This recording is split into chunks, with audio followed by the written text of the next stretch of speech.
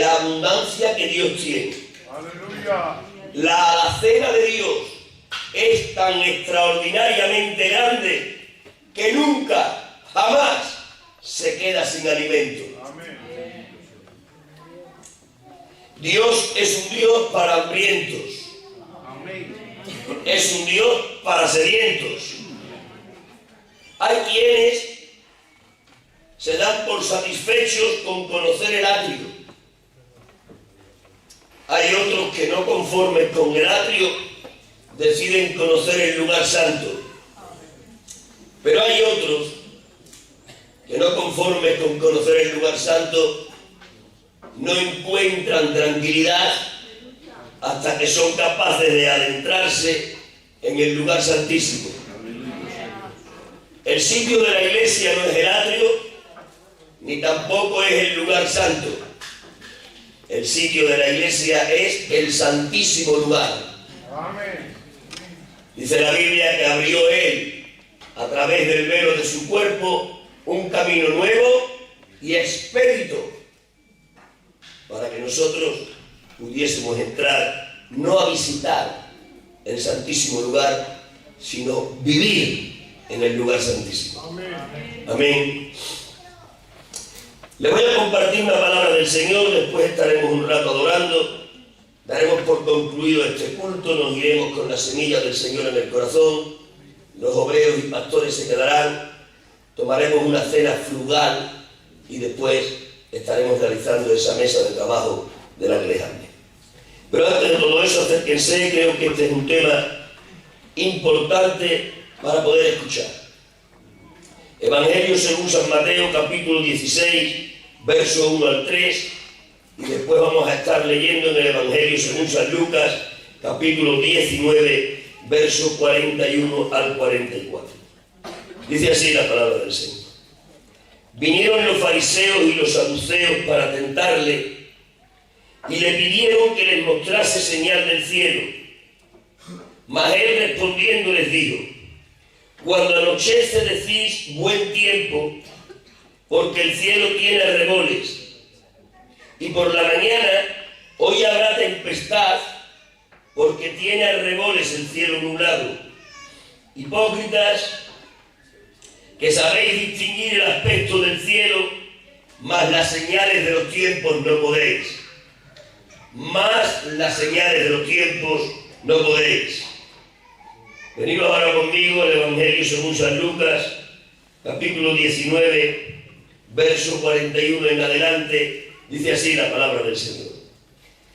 Y cuando llegó cerca de la ciudad, al verla, lloró sobre ella diciendo: si también tú conocieses, a lo menos en este tu día, lo que es para tu paz, mas ahora está encubierto de tus ojos, porque vendrán días sobre ti cuando tus enemigos te rodearán con vallado y te sitiarán y por todas partes te estrecharán y te derribarán a tierra y a tus hijos dentro de ti y no dejarán en ti piedra sobre piedra, por cuanto no conociste el tiempo de tu visitación, por cuanto no conociste el tiempo de tu visitación. Te voy a invitar a que durante un minuto cierres tus ojos, doblegues tu corazón y le digas a Dios que tienes hambre del pan que Él preparó. Dile a Dios en tus propias expresiones que tú usas cuando a Él te diriges: dame hoy de tu alimento.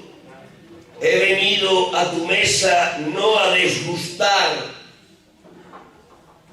por placer, he venido a tu mesa a ingerir por necesidad.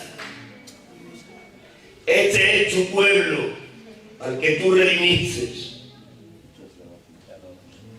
Pagaste un precio altísimo por cada uno de nosotros. Y hemos venido aquí a congregarnos en torno al nombre tuyo, precioso Jesús, a sentarnos a tu mesa sabiendo que en ti hay abundancia y que nosotros tenemos necesidad. No queremos paladear tus alimentos sencillamente por placer, queremos ingerir tu pan para que venga a saciar nuestra necesidad.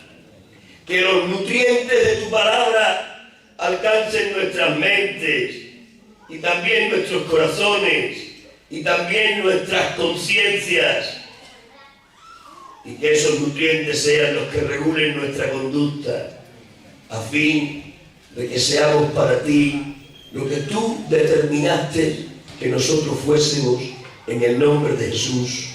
Amén. Un aplauso a esa palabra del Señor que viene, y si alguien me da una botella de agua, me comprometo a orar un rato por él. Fuerte ese aplauso para el Señor y su palabra.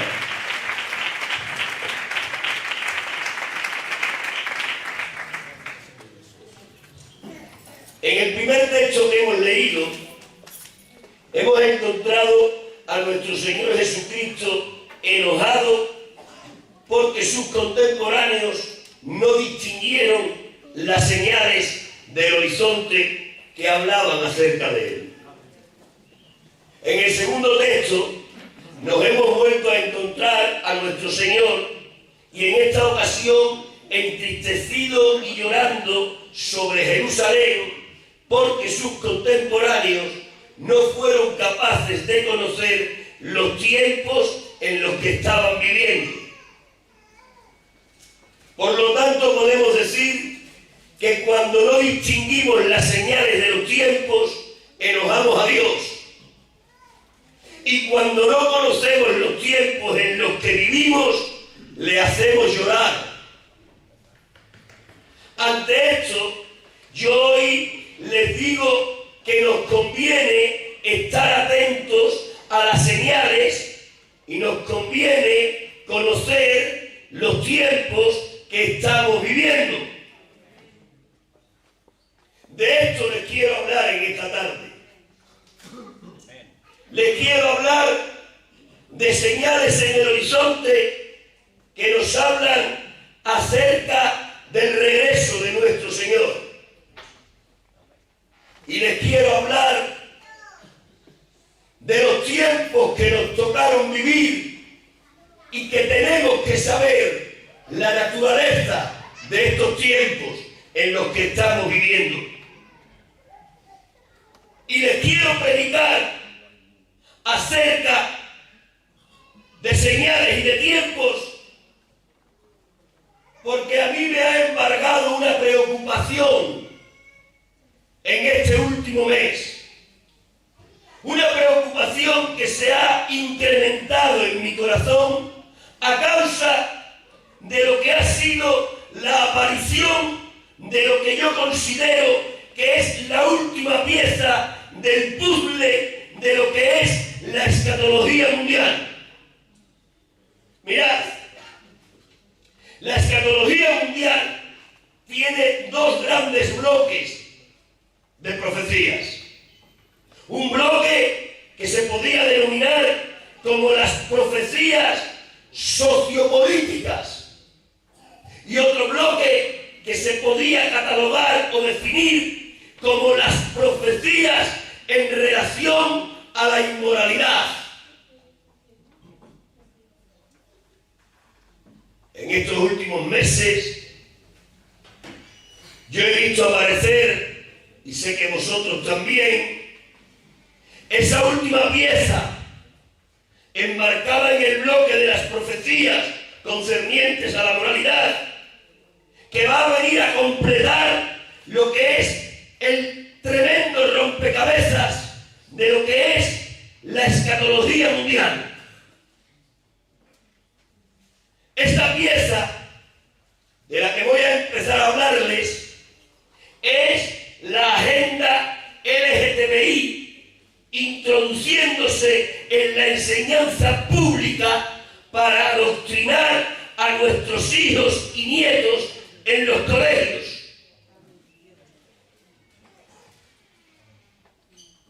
Es una pieza más, no es todo el rompecabezas. Después hablaremos de las piezas fundamentales de este rompecabezas. Pero el ideario LGTBI, es una pieza más de este rompecabezas con la peculiaridad de que es prácticamente la que lo completa. Este rompecabezas, que es la escatología mundial de los últimos tiempos, se empezó a fraguar, préstenme oído, al finalizar la Segunda Guerra Mundial. La Segunda Guerra Mundial es el acontecimiento histórico que da el pistoletazo de salida para el cumplimiento de las últimas profecías, tanto en el ámbito de lo sociopolítico como en el ámbito de la moralidad. Síganme hasta que podamos entrar en lo que les quiero compartir. Al terminar la Segunda Guerra Mundial, se crearon lo que hoy conocemos como las Naciones Unidas. Las Naciones Unidas, al finalizar la catástrofe que fue la Segunda Guerra Mundial, tomaron a las mentes más preclaras que tenían y les encargaron diciendo: investiguen dónde se ha encontrado el porqué fundamental que ha dado a luz a la Segunda Guerra Mundial. Y aquellas mentes preclaras empezaron a estudiar los porqués que dieron origen a la Segunda Guerra Mundial y encontraron que el porqué fundamental que dio a luz a la Segunda Guerra Mundial fue la defensa de la soberanía nacional. Decían aquellas mentes preclaras que los grandes líderes anteriores a la Segunda Guerra Mundial hacían una defensa a ultranza acerca de la identidad nacional de cada uno de los países a los que ellos pertenecían. Hablaban de Hitler, que hacía una defensa a ultranza de la soberanía nacional nazi, diciendo que no había raza como la raza de los arias. Hacían alusión al italiano Mussolini, que decía que el ideario del fascismo italiano era el mejor posible que pudiera haber. Hacían referencia a Stalin en la antigua Unión Soviética, que decía que el ideario del comunismo era el mejor ideario que pudiera haber. Defendían como gato panza arriba la idea de la soberanía nacional, y esa soberanía nacional provocó enfrentamientos entre las distintas naciones, y esto a su vez dio a luz a la catástrofe que la historia denomina como Segunda Guerra Mundial. Cuando llegaron a esa conclusión, las mentes preclaras de Naciones Unidas dijeron: tenemos que inventar, entre comillas digo esto, un antídoto para que no se vuelva a repetir una catástrofe de nivel internacional como ha sido la Segunda Guerra Mundial. Y el antídoto que las mentes preclaras de Naciones Unidas se inventaron fue aquello que hoy conocemos como globalización. La globalización es la idea que Naciones Unidas lanzó al mundo entero para poder aniquilar a la idea de la soberanía nacional. La globalización venía a decir: no debe de haber identidades nacionales, todos debemos de ser uno. Había una frase que definía muy bien a la idea de la globalización. Es esa frase que dice: yo no soy ciudadano de este o aquel país, yo soy ciudadano del mundo. Había otro eslogan que definía muy bien la idea de la globalización, y era aquel eslogan que decía: el planeta Tierra es una gran aldea de la que todos somos conciudadanos. La globalización tenía como interés aniquilar la soberanía nacional de cada país para evitar el riesgo de un tercer conflicto a nivel mundial. Pero miren ustedes, esta idea de la globalización está profundamente ligada a la revelación del proceso universal del plan de Dios que se le mostró a Daniel en el capítulo 2 y en el capítulo 7 de su libro. En el capítulo 2 y en el capítulo 7 del libro de Daniel, Dios le enseña a Daniel lo que va a ser toda la panorámica universal de las naciones hasta que apareciese el tiempo de la segunda venida del Señor. Dicho de otra manera, Dios le ha enseñado a Daniel en el capítulo 2 y en el capítulo 7 cuál iba a ser el desarrollo de la humanidad desde los tiempos de Daniel y hasta que viniese nuestro Señor. En esos dos capítulos, Dios le ha enseñado a Daniel lo que iba a ser la aparición de 4 grandes imperios, y también le ha mostrado que el cuarto imperio se tenía que desdoblar en 2, y también le ha mostrado que en los días del cuarto imperio resucitado tendría que venir el Hijo de Dios. En el capítulo 2 y en el capítulo 7 de Daniel encontramos una misma revelación vestida con distintos ropajes literarios. Los que leen la Biblia saben de lo que voy a hablar, y los que están menos habituados pongan oído para entender. En el capítulo 2, Dios le enseña a Daniel esta revelación del proceso universal hasta que venga Jesús a través de una gran estatua. Le enseña una estatua inmensa, y en esa estatua Dios le muestra a Daniel una cabeza de oro, pechos de plata, vientre de bronce, piernas de hierro y pies con 10 dedos, en parte de hierro y en parte de barro cocido. En el capítulo 7 le vuelve a dar la misma revelación, pero de forma distinta. En el capítulo 7 la revelación se la da a través de ver a bestias que salían del mar. Vio una primera bestia que era como un león alado, vio una segunda bestia que era como un oso que se levantaba más de un costado que de otro, vio una tercera bestia que era un leopardo con 4 cabezas, vio una cuarta bestia que no fue capaz de definir. Era tan extraña que no encontraba definición, y dijo el profeta: es espantosa y terrible, y en su cabeza tenía 10 cuernos. Y le dice Dios al profeta: Daniel, cuando veas los dedos de los pies en parte de hierro y en parte de barro cocido, y cuando veas los 10 cuernos en la cabeza de la bestia espantosa y terrible, sepas que en el tiempo de esos reyes que están representados en los dedos de los pies y en los cuernos de la cabeza, en los días de esos reyes, Daniel, sepas que aparecerá la señal del Hijo del Hombre en las nubes, viniendo con poder y gran gloria. Es decir, que Dios le ha dicho a Daniel: mira, Danielico, va a aparecer el imperio babilónico en el que tú vives, pero se caerá ese imperio. Y en su lugar aparecerá el imperio medo-persa, pero ese imperio se caerá también, Daniel. Y en su lugar aparecerá el imperio griego, pero ese imperio se caerá también, Daniel. Y en su lugar aparecerá el imperio romano, pero ese imperio se caerá también, Daniel. Y de que se caiga ese imperio, este cuarto imperio volverá a resucitar pasado el tiempo. Y cuando resucite, ten en cuenta, Daniel, que es inminente la aparición del reino eterno de Dios. Y tal como Dios dijo, empezó a pasar. Apareció el imperio babilónico con Nabucodonosor a la cabeza.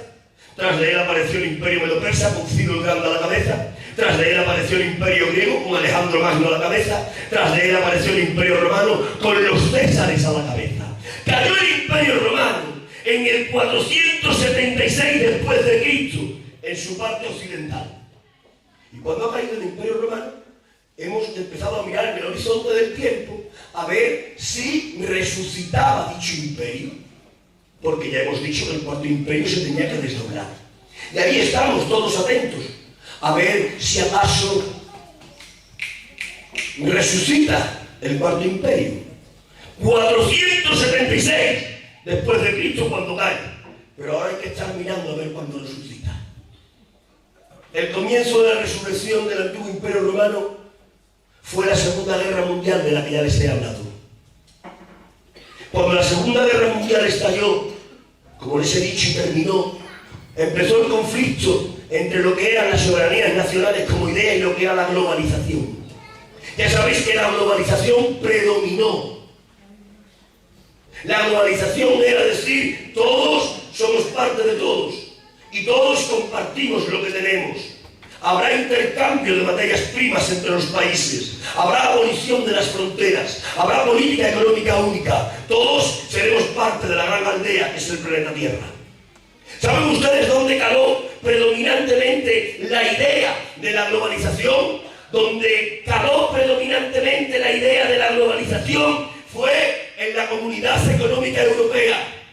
¿Saben ustedes que Europa absorbió la idea de la globalización como nadie? Y es por eso que al terminar la Segunda Guerra Mundial apareció lo que hoy conocemos como el mercado común. Y saben ustedes que el mercado común fue el que dio luz a su vez a la Comunidad Económica Europea. La Comunidad Económica Europea acepta la globalización y se cree que la ha inventado ella. Pero no es verdad. La globalización como idea la inventaron los romanos. Los romanos ya en su tiempo tuvieron la capacidad de que cuando conquistaban una nación, lo que hacían era robarle la identidad nacional y decían, ustedes ya no son una nación, ustedes son una provincia del imperio. Eso lo hicieron con Francia, lo hicieron con España, lo hicieron con Portugal, lo hicieron con Gran Bretaña. Ellos conquistaban los países, les quitaban la identidad nacional y decían, ustedes ahora ya no son una nación, son una provincia del imperio. Pero además de eso, Roma tuvo la capacidad y la sagacidad de decir, vamos a compartir materias primas, que los españoles nos vendan aceite, que los franceses nos den croissants, que los griegos nos den yogur, y hacían intercambio de materias primas. Es decir, que la idea de la globalización estaba ya en Roma. Cuando la Comunidad Económica Europea rescata la globalización, lo que está haciendo es rescatar el espíritu de Roma. Está resucitando al Cuarto Imperio. Pero no solo vemos la resurrección del Cuarto Imperio en la Comunidad Económica Europea por el hecho de la globalización, vemos también la resurrección porque el continente europeo, geográficamente hablando, era el corazón del antiguo Imperio Romano. Y vemos que en la Comunidad Económica Europea se repite la historia del antiguo Imperio Romano en cuanto a la abolición de las fronteras. La abolición de las fronteras de la que nuestra generación ha sido testigo ya la practicó el Imperio Romano, cuando por medio de las vías pavimentadas unió a todo lo que era el mundo conocido de aquel entonces. Cuando la Comunidad Económica Europea, como parte de la idea de la globalización, creó una política económica única con el famoso euro, aquello no era un invento novedoso, aquello ya lo habían hecho los romanos. Los romanos también tuvieron una política económica única a través del denario. Cuando la Comunidad Económica Europea, a través de la globalización, dijo que tenía que haber un idioma comercial común para todos y colocó ahí el inglés, eso no fue una novedad. Eso ya lo hizo Roma con el griego koiné. También ellos tenían un idioma comercial. ¿Se dan ustedes cuenta de las similitudes? Todo esto nos está diciendo que la Comunidad Económica Europea ha sido la resurrección del antiguo Imperio Romano. En base a lo que Dios le dijo a Daniel en el capítulo 2 y en el capítulo 7, podríamos decir que el escenario está preparado para que venga Jesús. ¿Es eso así? Sí y no. Es así porque se ha cumplido una parte, pero no toda. Ha aparecido Babilonia, los medopersas, los griegos, los romanos y Roma resucitada en la Comunidad Económica Europea. Pero ahora falta algo. Falta que se cumpla lo que es Daniel capítulo capítulo 7, verso 8. En Daniel capítulo 7, verso 8, se nos informa que los 10 cuernos que están en la cabeza de la bestia espantosa y terrible, esos 10 cuernos que son la resurrección del antiguo imperio romano, esos 10 cuernos, dice el capítulo 7, verso 8 de Daniel, que tienen que tener una ruptura. Y de la ruptura de los 10 cuernos dice que aparecerá un cuerno pequeño. Y ese cuerno pequeño hablará palabras contra el Altísimo, blasfemará del tabernáculo del cielo y perseguirá a los santos. Ese cuerno pequeño que aparece en Daniel es el mismo hombre de pecado que aparece en la carta a los tesalonicenses, escrita por San Pablo, y es el mismo anticristo que aparece en las cartas universales del apóstol San Juan. Cuerno pequeño, hombre de pecado y anticristo son el mismo personaje. Pero ¿cuándo aparecerá? Cuando haya una ruptura en la Roma resucitada. Si la Roma resucitada es la Comunidad Económica Europea, lo que tenemos que esperar es que haya una ruptura en la Comunidad Económica Europea para que el terreno esté preparado para la aparición del anticristo. Pero es aquí lo sorprendente. El día 1 de febrero del 2020, hace escasamente 20 días, oficialmente ha empezado la ruptura de lo que es el club de la Comunidad Económica Europea. El día 1 de febrero del 2020, oficialmente se ha dado el pistoletazo de salida al famoso Brexit.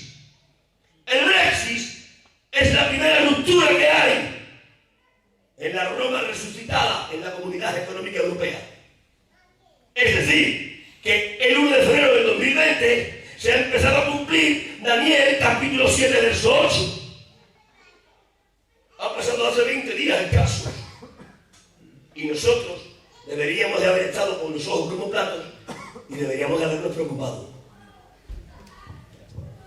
Por lo tanto, decimos que hemos visto ya, en relación al capítulo 2 y 7 de Daniel, la aparición de Babilonia. Hemos visto la aparición de los medo-persas. Hemos visto la aparición de los griegos. Hemos visto la aparición de los romanos. Hemos visto la Roma resucitada en la Comunidad Económica Europea. Estamos empezando a ver la ruptura en el club de la Comunidad Económica Europea. ¿Qué nos falta ahora? Que aparezca el cuerno pequeño, el hombre del pecado, el anticristo. Y de que aparezca él, entonces vendrá nuestro Señor Jesucristo. ¿Cuántos puntos he tocado? 8, concretamente. ¿Saben en cuál nos encontramos? En el sexto. El primer punto, Babilonia. El segundo, los persas. El tercero, los griegos. El cuarto, los romanos. El quinto, Roma resucitada. El sexto, la ruptura en Roma resucitada. El séptimo, la aparición del anticristo. El octavo, el regreso de nuestro Señor Jesucristo. Nos encontramos de 8 en el sexto. Hay que estar atentos a las señales de los tiempos. Pero si a estas señales le sumamos que en estos últimos días ha comenzado el cumplimiento de la profecía de Lucas capítulo 21, versos 24 al 25, entonces la cosa se recrudece. En el capítulo 21 de San Lucas no profetiza Daniel, profetiza Jesús, el profeta más profeta de todos los profetas. Porque el espíritu de la profecía está en Jesús. Y Jesús profetiza en Lucas capítulo 21 en relación a la ciudad de Jerusalén. Y dice Jesús: Jerusalén será hollada por los gentiles hasta que los tiempos de los gentiles se cumplan. Y cuando se cumplan, dice el texto, entonces, la palabra entonces en griego es tote. Y esa palabra significa en aquel tiempo. Entonces, ¿dónde? En aquel tiempo, dice Jesús, verán al Hijo del Hombre viniendo en una nube con poder y gran gloria. Déjenme definirles brevemente esta profecía.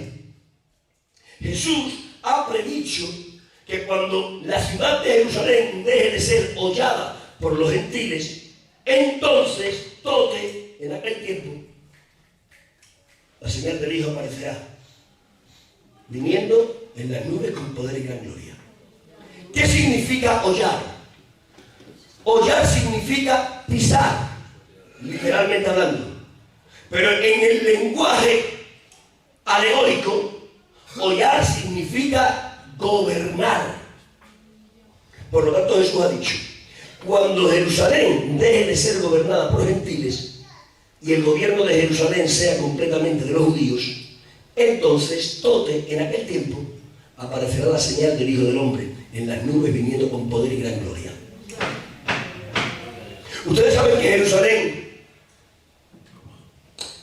tiene un gobierno dividido en tres.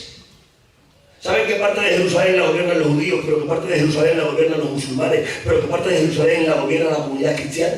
¿Saben ustedes por qué es eso así? Porque Jerusalén es una ciudad muy sensible en el ámbito espiritual. Jerusalén es la ciudad santa para los musulmanes, para los judíos y para los cristianos.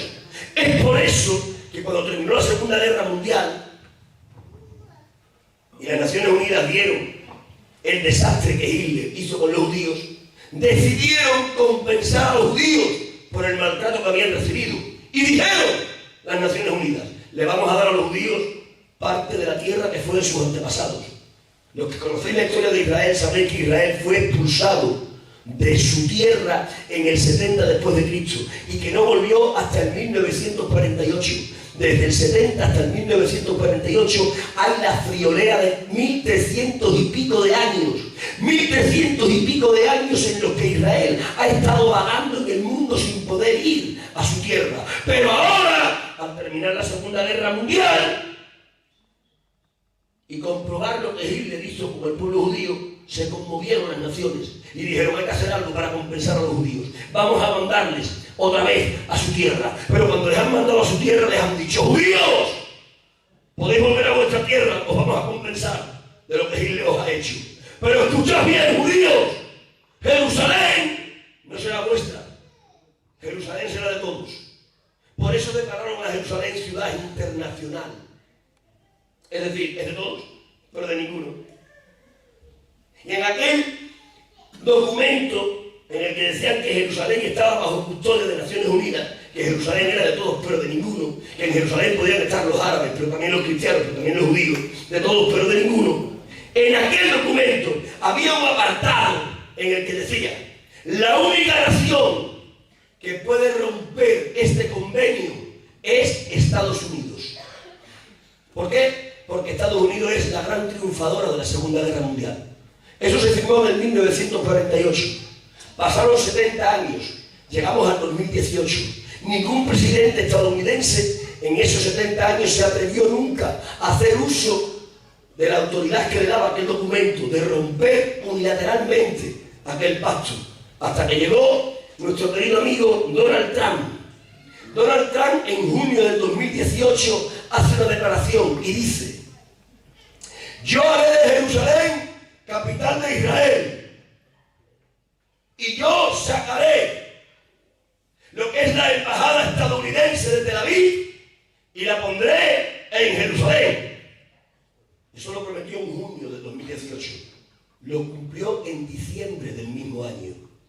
En diciembre del 2018, Donald Trump toma la embajada estadounidense y la lleva a Jerusalén como un símbolo por el cual declaraba que él haría de Jerusalén capital única del Estado israelita.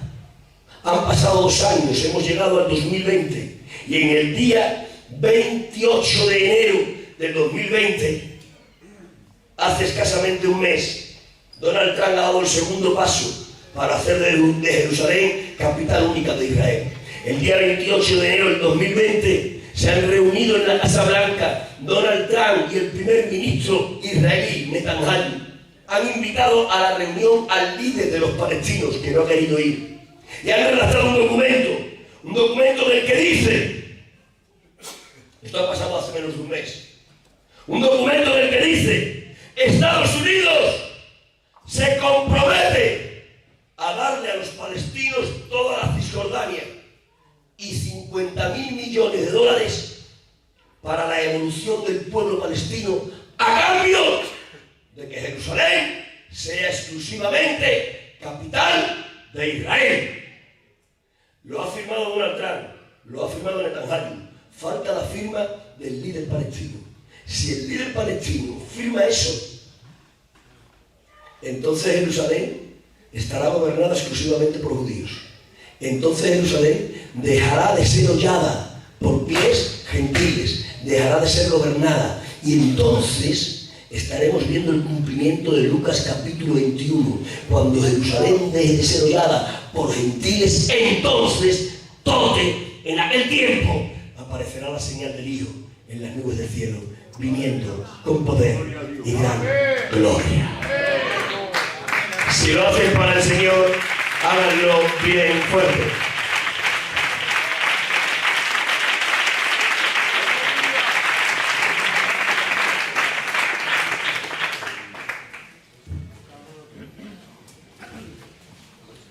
Todo lo que hasta aquí les he hablado es parte de las piezas del rompecabezas de la escatología mundial, pero en el apartado de las profecías de índole sociopolítico. Ahora les voy a hablar del bloque de las profecías de índole de moralidad. Y estas son las que completan aquellas. El que profetizó acerca de la moralidad de los últimos tiempos fue Jesús también. Dijo Jesús: como los días de Sodoma y Gomorra, como los tiempos de Noé, así serán los tiempos de mi venida.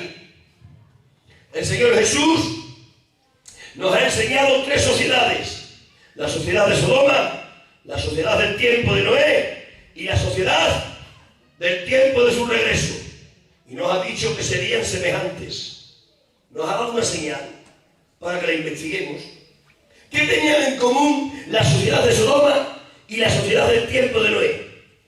Lo que tenían en común era el alto índice de inmoralidad que se encontraba legalizada y además aceptada. Quédense con estos tres pasos: índice alto de inmoralidad, inmoralidad legalizada, inmoralidad aceptada. Inmoralidad legal aceptada. Esto es lo que tenían en común estas dos sociedades. Y la sociedad del regreso del Señor tenía que ser semejante a estas dos. Los que leéis la Biblia sabéis que no recibió a los ángeles en forma de hombres. Y los habitantes de Sodoma no sabían que eran ángeles, pensaban que eran hombres. Y por la noche se han ido todos a la casa de Lot. Han pegado en la puerta y le han dicho: Lot, saca a tus visitantes, los queremos conocer. No hace falta que yo entre en detalles, sabéis que no les querían conocer para tomar café. Era inmoralidad legalizada y aceptada.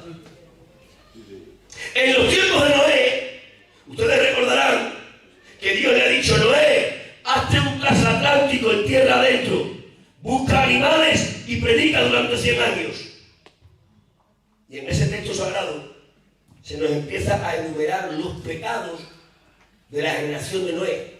Y entre esos pecados aparece uno que dice: y se casaban y se daban en casamiento. Yo les pregunto sin que me contesten: ¿casarse es pecado? El matrimonio es una institución divina, por lo tanto casarse no es pecado. ¿Por qué entonces aparece como pecado el casarse en ese texto? Porque ahí no se está hablando del matrimonio de un hombre con una mujer. Ahí se está hablando del matrimonio de un hombre con un hombre. Se está hablando del matrimonio de una mujer con una mujer. Es decir, que en el tiempo de Noé la inmoralidad era de un índice alto, pero además estaba legalizada, pero además estaba aceptada. ¿Cómo tiene que ser la sociedad del regreso del Señor? Inmoral, legalizando la inmoralidad y aceptando la inmoralidad. Cuando hablo de aceptar, hablo de que la generación del tiempo del regreso del Señor tendrá tan aceptada la inmoralidad legalizada que llamará bueno a lo malo. Teniendo eso presente, miren a su alrededor. Esta sociedad en la que estamos viviendo nosotros, ¿cómo es? Un alto índice de inmoralidad. Además ha sido legalizada. en nuestra propia generación. Pero ahora entramos al tercer paso. La inmoralidad legalizada tiene que ser aceptada. Mirad, a día de hoy tenemos la inmoralidad legalizada, pero en muchos no está aceptada. Yo no lo acepto. ¿Tú lo aceptas? Pero si salimos de este círculo cristiano y nos vamos ahí al mundo y preguntamos a señores que no son cristianos, también nos van a decir que no aceptan. La inmoralidad está legalizada, pero no lo aceptan. ¿Por qué? Porque son de otra generación, tienen otros patrones mentales. Pero para que nuestra sociedad sea semejante a la de Noé y a la de Sodoma, la inmoralidad no solo tiene que ser legalizada, sino aceptada también. Y ahí entra el plan de la ideología LGTBI, introduciéndose en los colegios donde estudian nuestros hijos y nuestros nietos. Lo que va a hacer esa ideología es preparar la mente de nuestros hijos para que acepten la legalidad de la inmoralidad. ¿Y por qué? Porque la mente de un niño es la tierra más fértil para sembrar una ideología. La inocencia de la mente de un niño absorbe lo que le enseñes, ya sea bueno o ya sea malo. Es por esto que se han introducido hurtadillas y están entrando en nuestros colegios y en nuestros institutos y están sembrando en las mentes vírgenes e inocentes de nuestros hijos y de nuestros nietos, para que la inmoralidad, que ya es legalizada, también sea aceptada. Pero esto no lo está haciendo sencillamente la agenda de adoctrinamiento LGTBI. Esto lo está haciendo también, o lo pretende hacer, el Papa Francisco a partir del 14 de mayo del 2020. Estamos hablando de aquí a muy poco tiempo. El 14 de mayo del 2020, el Papa Francisco ha hecho una convocatoria de índole internacional. Esto está en las redes sociales, lo pueden mirar, está en abierto. Y dice el Papa Francisco en esta convocatoria: convoco a todo el mundo el 14 de mayo del 2020 a que venga a Roma, porque ahí, dice Francisco, se tiene que dar el pistoletazo de salida para la nueva humanidad. Y dice Francisco, para que la nueva humanidad empiece a florecer, hace falta sembrar en la mente de los bambinos. Francisco es jesuita. Los jesuitas son aquellos que dicen que todo propósito tan solo se alcanza a través de la educación en la mente infantil.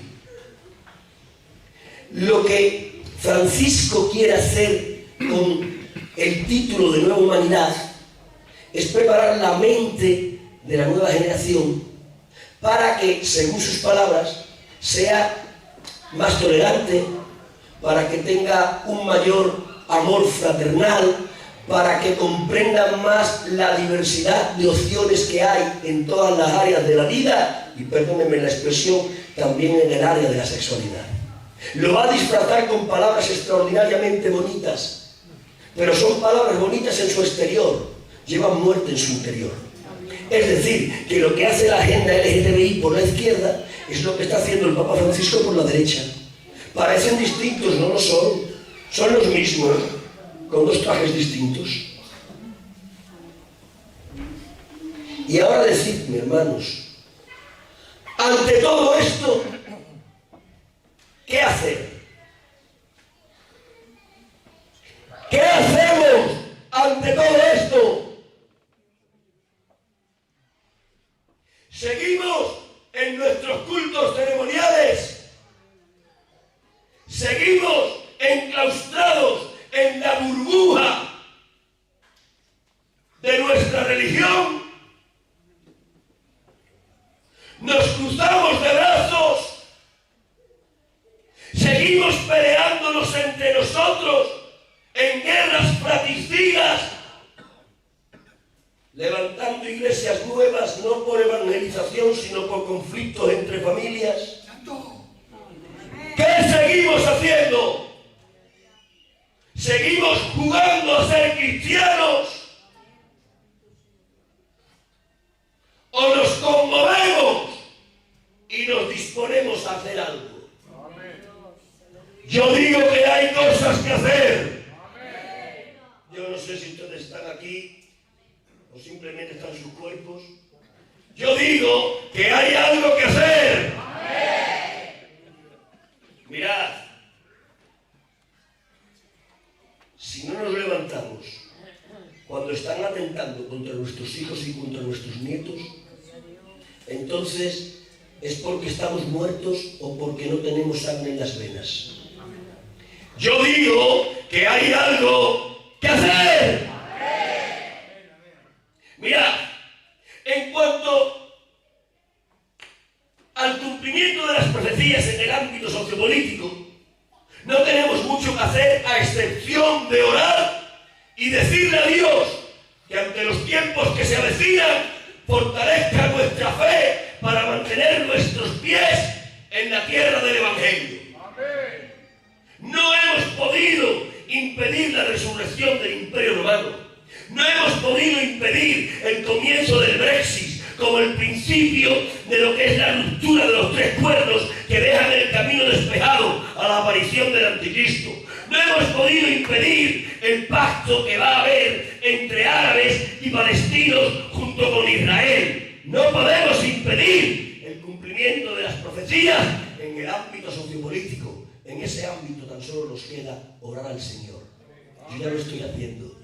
Y le digo, Señor, veo las señales del horizonte en el ámbito sociopolítico y vienen negras, oscuras. Me intranquilizan, Señor. Pero te pido a ti, que eres el omnipotente, el que profetizaste todo lo que está pasando, que me des fuerzas de las tuyas, que caigan en la fe mía, para que mi fe sea robusta, a fin de que pase lo que pase o venga lo que venga, mis pies se mantengan firmes en la tierra del Evangelio.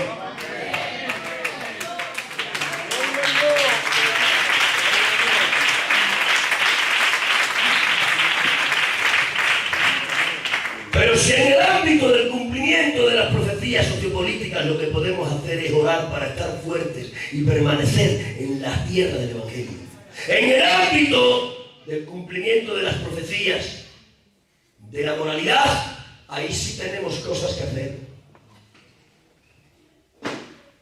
En la mesa de trabajo vamos a seguir hablando de esto. Les voy a adelantar algo.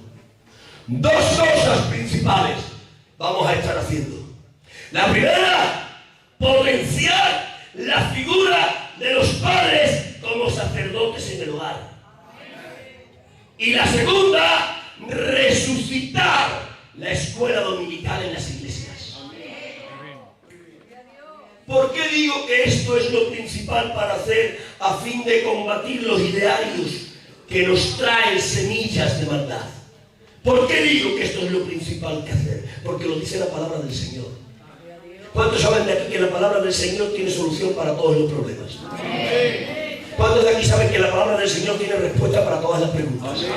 Pues la palabra del Señor nos enseña que cuando el pueblo de Dios tiene que enfrentar a una sociedad pecaminosa que le puede contaminar, lo mejor que puede hacer el pueblo de Dios, según la palabra del Señor, es potenciar la figura de los padres como sacerdotes en el hogar y reavivar la instrucción en la escuela dominical.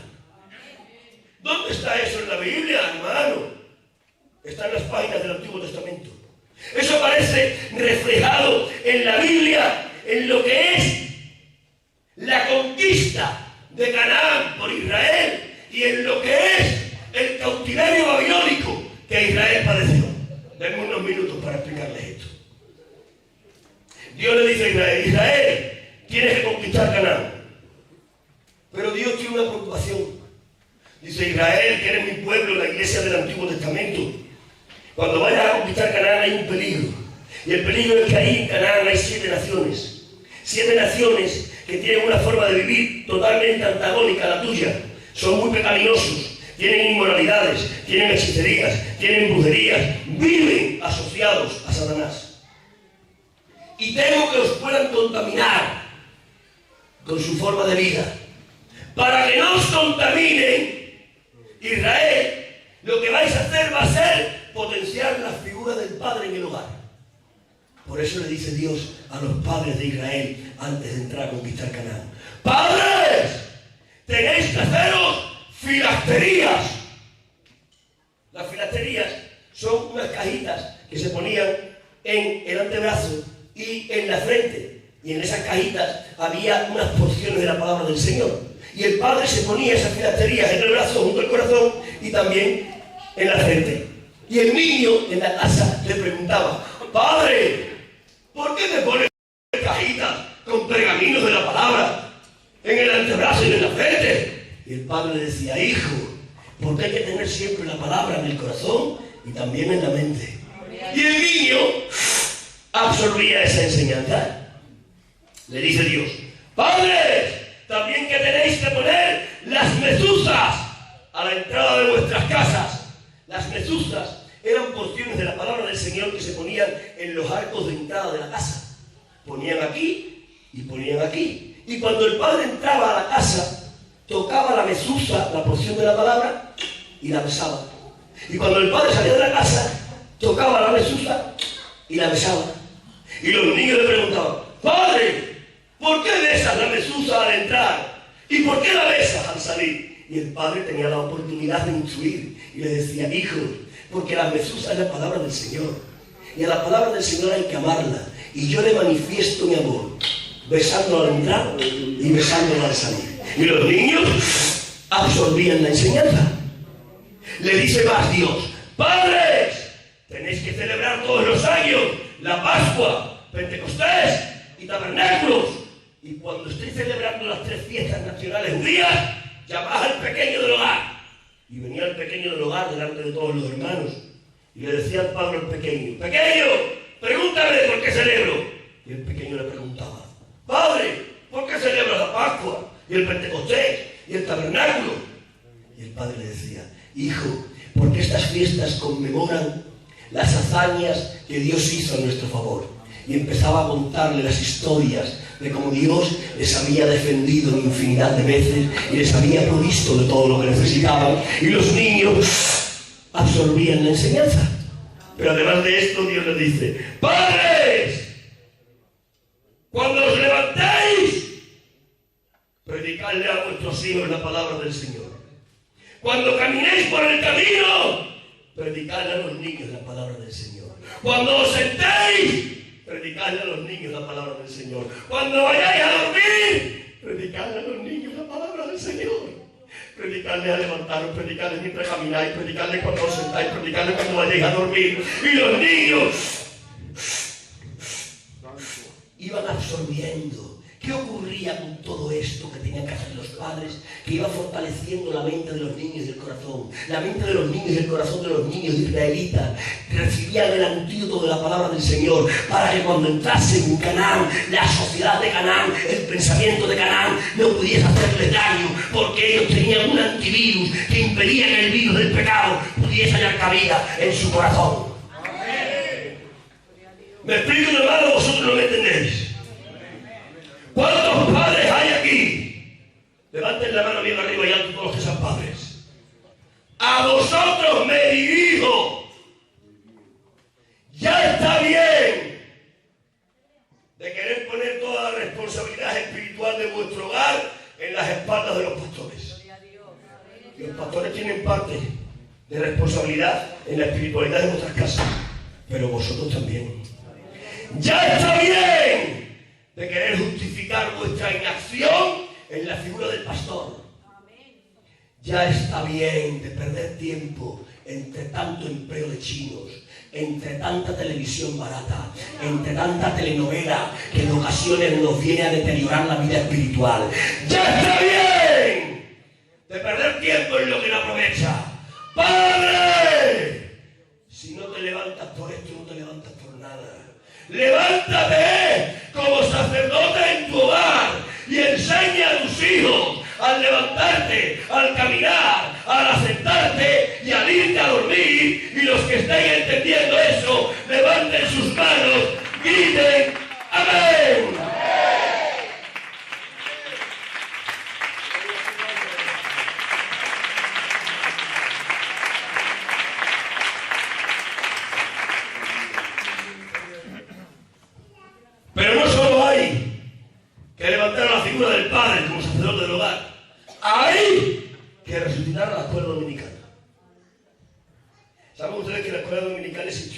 misión desde el comienzo de la misma.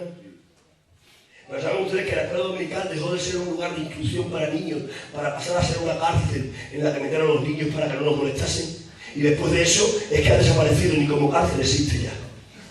Pero yo digo, hay que resucitar la escuela dominical. ¿Por qué? Porque la escuela dominical fue el antídoto divino para que Israel en la cautividad babilónica no fuese contaminado con la cultura de los caldeos. Los que leéis la Biblia sabéis que Israel fue llevado 70 años cautivo a Babilonia. Por sus pecados, la iglesia del Antiguo Testamento iba a ser cautiva. Y Dios, que es Padre, miró a su iglesia que iba cautiva y le dijo: iglesia, no me da miedo el cautiverio, me da miedo que os infecten con su cultura. ¡Haced una cosa, rabinos!, le dijo Dios a los rabinos. ¡Inventad la sinagoga! La sinagoga nace en el cautiverio babilónico. ¡Levantad edificios con paredes y techo! Y que esos edificios con paredes y techo, a los que llamaréis sinagoga, sean lugares de instrucción para vuestros hijos, para vuestros adolescentes, para vuestros jóvenes, a fin de que sus mentes sean potenciadas con la palabra del Señor y no les contamine la cultura caldea. Escuchadme, la cultura caldea es la cultura de Satanás. La Biblia, cuando tiene que definir a Babilonia, dice: Babilonia, la madre de todas las rameras. Babilonia es la madre de la teología de Satanás. Babilonia es la cuna de Nimrod, el primer opositor al gobierno de Dios. Babilonia es oscura, tenebrosa, con doctrinas antagónicas, diabólicas, donde impera el ejercicio del ministerio de Satanás. Y allí tenía que entrar la iglesia. Y Dios dice: entráis en territorio enemigo, vais a la guarida del lobo nocturno, pero edificad sinagogas, instruid a los niños, y los pecados de esa sociedad no los enfermarán. El equivalente de las sinagogas son las escuelas dominicales. Vamos a resucitar las escuelas dominicales, no como lugares donde encerremos a los niños para que no molesten. Las vamos a resucitar como lugares de instrucción, donde hombres y mujeres preparadas y preparados van a dar instrucción. Porque vamos a potenciar la mente de nuestros hijos, vamos a potenciar su corazón, para que tengan antídotos, para que los virus del pecado no les puedan contaminar. ¡Escuchadme! La mejor defensa ante un ataque ideológico es preparar la mente con la ideología propia. Ante el ideario LGTBI, el ideario de Dios plasmado en la Biblia. Mirad, no podemos impedir que haya frío fuera, ni que el viento gélido nos golpee la cara. Pero podemos impedir que el frío y el viento nos enfermen. ¿Cómo impedimos que el viento y el frío nos enfermen? Dándole vitamina C a nuestros niños en la casa. No podemos meterlos en una burbuja, ¿verdad? Tienen que salir en el invierno a la calle y sienten el frío y el aire gélido les da en la cara. Pero como las mamás, que son muy prevenidas, les han dado zumo de naranja, mucha vitamina C, esa vitamina C, cuando salen a la calle, no impide que el viento les dé, pero sí impide que el viento les enferme. Lo que tenemos que hacer es preparar a nuestros hijos. Cariños míos, mirad, voy a terminar. Dios está buscando una generación de hombres y mujeres que tengan entrañas en el corazón. Dios está buscando una generación de hombres y mujeres que cuando tengan que agacharse a beber agua, lo hagan con una mano, mientras que en la otra mano tienen una espada y los ojos puestos en el horizonte, esperando a ver si aparece el enemigo. Dios está buscando una generación que no se queda en la falda del monte, capítulo 5 de San Mateo, esperando que Dios multiplique panes y peces en la fiesta de la religión, Dios está buscando una generación de hombres y mujeres que dejan la falda del monte con la fiesta de la religión y se esfuerzan por subir a la cúspide. Y cuando suben a la cúspide se encuentran a Jesús allí, que se vuelve, se sienta y les da instrucción. Dios está buscando a una generación de hombres y de mujeres que estén dispuestos a poner toda la carne en el asador, que estén dispuestos a pagar el precio que se les demande. Dios está buscando a una iglesia que se levante en pie de guerra, a una iglesia con la palabra del Señor en la mente y en el corazón, a una iglesia que sea capaz de decir: no importa la sociedad en la que esté, mis pies están arraigados en el Evangelio, porque mi mente está saturada de la palabra del Señor. Y los que estén entendiendo eso, levanten sus manos, griten: ¡gloria a Dios! Podrás mirarte y podrás decir: yo no entro en esa selección de la que tú me estás hablando, hermano. Tengo demasiadas carencias. No conozco mi vida íntima. Hay muchas cosas que arreglar.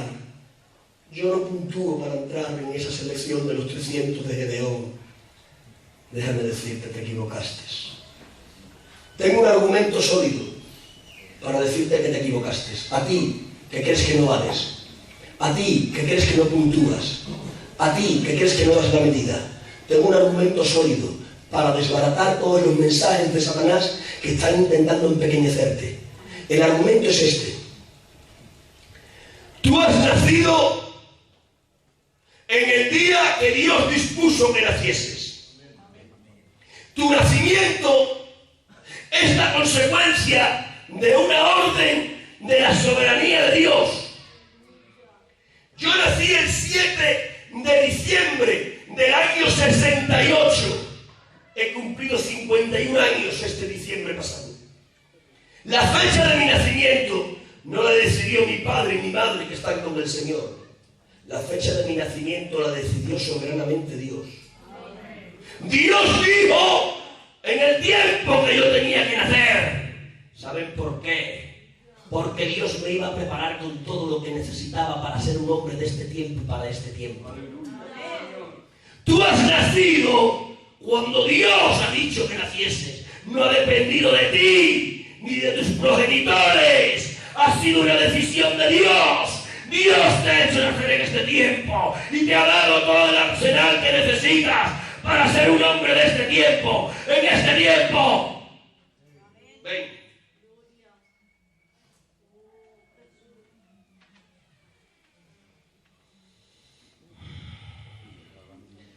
Ha nacido cuando Dios ha querido que naciese.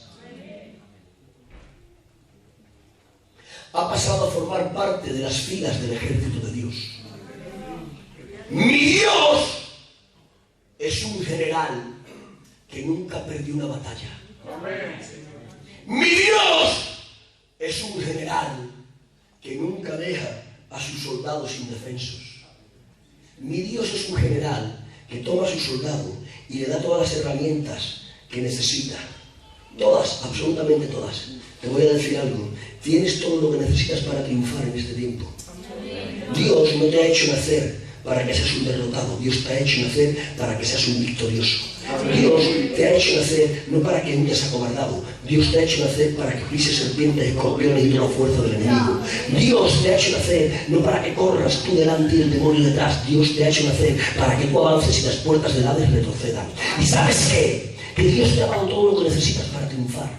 Tú podrás mirarte y decirte: hermano, no veo nada de lo que me dices, no lo ves con tus ojos naturales. Yo te garantizo que lo tienes con tus ojos espirituales. ¿Sabes por qué lo garantizo? Porque conozco al Dios al que sirvo. Dios no se ríe de nosotros. Dios no nos manda a conquistar empresas para las que no nos preparó. Dios no nos ridiculiza. Quizás tú no estás viendo tus armas porque estás demasiado entretenido con otras cosas. Porque estás dormido. Porque has decidido invertir tu tiempo y tu energía en cosas que no aprovechas. Las armas las tienes, la culpa no la tienes tú. Tienes todo lo que necesitas para triunfar. No triunfas porque has decidido olvidarte de lo que Dios te mandó. El Dios que yo tengo es un Dios que me mandó para ser triunfante. Dios no me ha mandado a alcanzar empresas para las que no me capacitó. Dios no se ríe de mí. Tenemos todo lo que necesitamos. Empecé este mensaje diciéndote que estaba preocupado.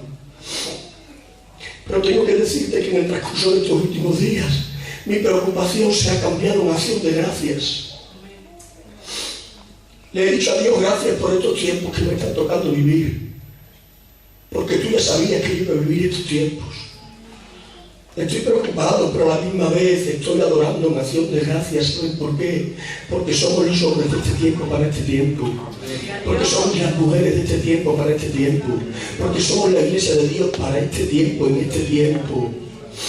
Tenemos que levantarnos, reconocer lo que tenemos, enfrentar lo que se nos ha puesto delante. Gracias. No temas. Levántate. Vamos a salir en bien de todo este tiempo. Amén. Gloria a tu nombre. Necesitamos pedir perdón al Señor. Necesitamos arrepentirnos. Que los ojos se nos aclaren y podamos ver el armamento que Dios nos dio. Y empecemos a usar ese armamento. Y empecemos a avanzar y que las puertas de la retrocedan. Y empecemos a pisar y de debajo de nuestros pies haya serpientes, escorpiones, toda cuerda del enemigo. Tenemos que empezar a ver las armas que tenemos, tenemos que empezar a predicar y que los pecadores se salven. Tenemos que empezar a orar por los enfermos y que estos se sanen. Tenemos que empezar a llamar a los poseídos y que estos se liberen. Este es nuestro tiempo. ¿Cuántos de aquí quieren ser hombres y mujeres de este tiempo? Para este tiempo levanten sus manos, griten un poderoso y un vivo ¡amén! Ponte en pies. Vente por aquí, Tito, vente por aquí, Jesús. Shabro Grama Masoa.